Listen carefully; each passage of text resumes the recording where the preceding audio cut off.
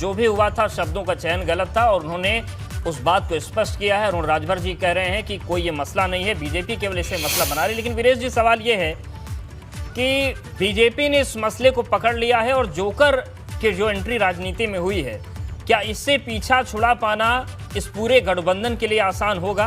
क्योंकि शब्दों को पकड़कर राजनीति बहुत आगे तक निकल जाती है। देखिए, वीरेश पांडे ने तो अध्यक्ष जी में और केशव देव मौर्य से जोकर और तमाम बातों पर बात की, लेकिन आज क्या वजह थी कि ओम प्रकाश राजभर जी को बाइट देनी पड़ी और रिएक्शन उन्होंने खुद बुलाकर लोगों को दिया और कहा कि एक मंडली होती है, मंडली के केंद्र में जोकर होता है और जोकर पर सबकी नजर होती है। अगर अखिलेश यादव जी को पूरी जनता 22 करोड़ जनता 23 करोड़ अगर वोट कर दे तो वो मुख्यमंत्री बन जाएंगे। इसका आशय क्या है?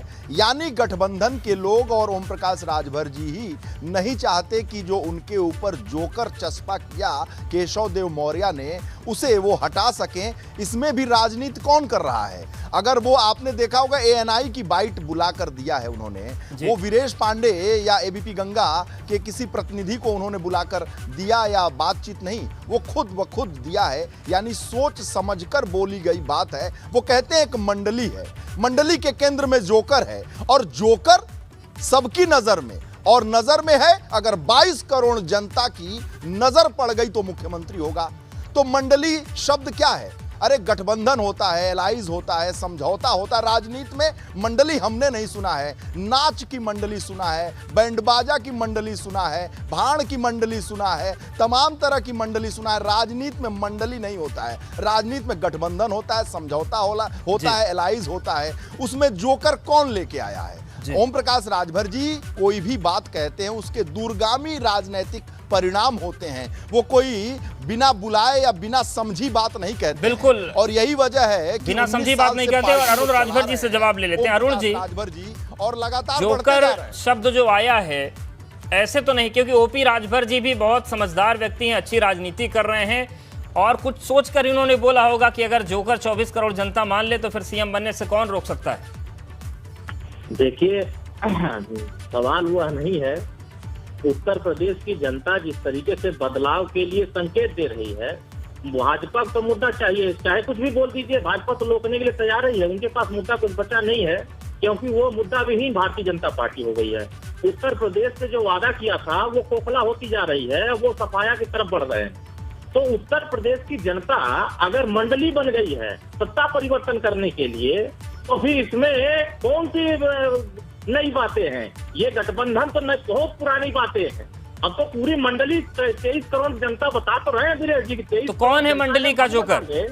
तो अभी माननीय अखिलेश यादव जी को मुख्यमंत्री बनने से तो मंडली का जोकर कौन है? अखिलेश यादव है क्या?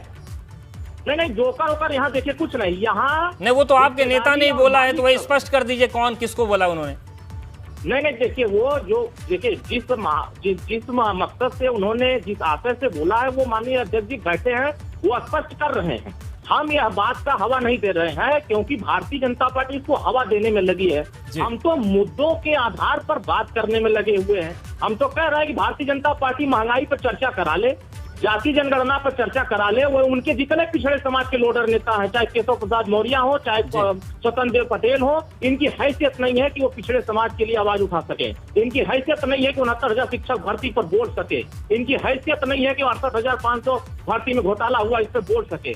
बस ये बोलेंगे तो मंदिर मस्जिद, हिंदू मुसलमान, भारत पाकिस्तान, लुंगी टोपी, इससे इनकी राजनीति चलती है। ठीक है केशव देव मौर्य जी, जो कुछ भी इस बयानबाजी के बाद चुटकियां हो रही सियासी तौर पर, जो सवाल उठ रहे हैं, यहाँ से कितनी मजबूती के साथ आपका और अखिलेश यादव का पूरा गठबंधन आगे बढ़ेगा? कहीं कोई गड़बड़ तो नहीं होगी इसमें बयानबाजी की वजह से?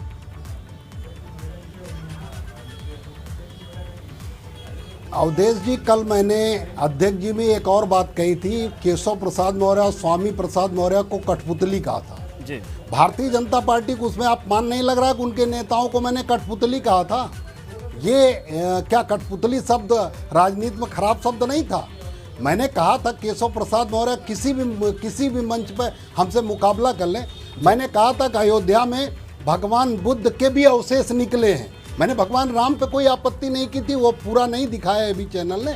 एबीपी चैनल ने, लेकिन मैंने उसमें भगवान राम की पूरी मर्यादा का सम्मान रखा और मैंने इतना कहा कि उस खुदाई के दौरान भगवान बुद्ध के अवशेष निकले।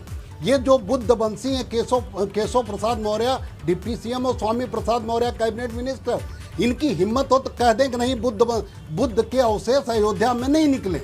हमें रात में दिनेश शर्मा जी ने हमारे बयान का खंडन किया, द्विवेदी जी ने किया, किसी भाजपा ने, त्रिवेदी जी करेंगे, शुक्ला जी करेंगे, शायद ये भगवान बुद्ध को नहीं मानते होंगे, लेकिन जो बुद्ध के वंशज हैं केशव प्रसाद मौर्य, स्वामी प्रसाद मौर्य, ये कह दें मंच आपके चैनल पे वो तो कहते हैं वो राम के वंशज हैं। अयोध्या में बुद्ध का कोई अवशेष नहीं निकला है।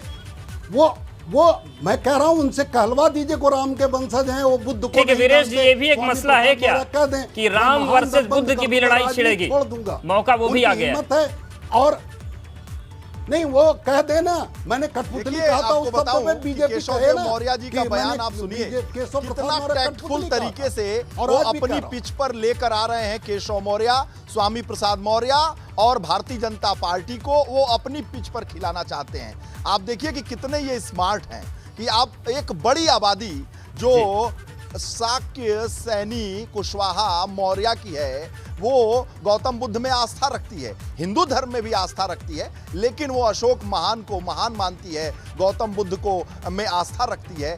तो वो किस पिच पर लेकर ये आ रहे हैं भारतीय जनता पार्टी को, केशव मौर्य को, स्वामी प्रसाद मौर्य को। देखिए वो कह रहे हैं कि शुक्ला जी, पांडे जी, पंडित जी और मिश्रा जी जो आप बोल रहे हैं, ये अगर काटते हैं बात तो वो उसका कोई मतलब नहीं है। ये स्वामी प्रसाद मौर्य और केशव मौर्य आकर बात करें, एक नई बहस को इजाद दे रहे हैं अयोध्या पर। आप सोचिए कितने स्मार्ट पॉलिटिशियन। बिल्कुल, और ऐसा बहुत कुछ शायद सियासत में नया होगा जैसे जैसे चुनाव चरम पर पहुंचेगा और बहुत कुछ देखना बाकी रहेगा। एबीपी गंगा दिखाता रहेगा, आपके जरिए भी चीजों को बताता रहेगा। केशव देव मौर्य जी, बहुत आपका धन्यवाद हमारे साथ जुड़ने के लिए, वक्त देने के लिए। अरुण राजभर जी आपका बहुत शुक्रिया, वीरेश जी आपका भी शुक्रिया पूरी तस्वीर साफ करने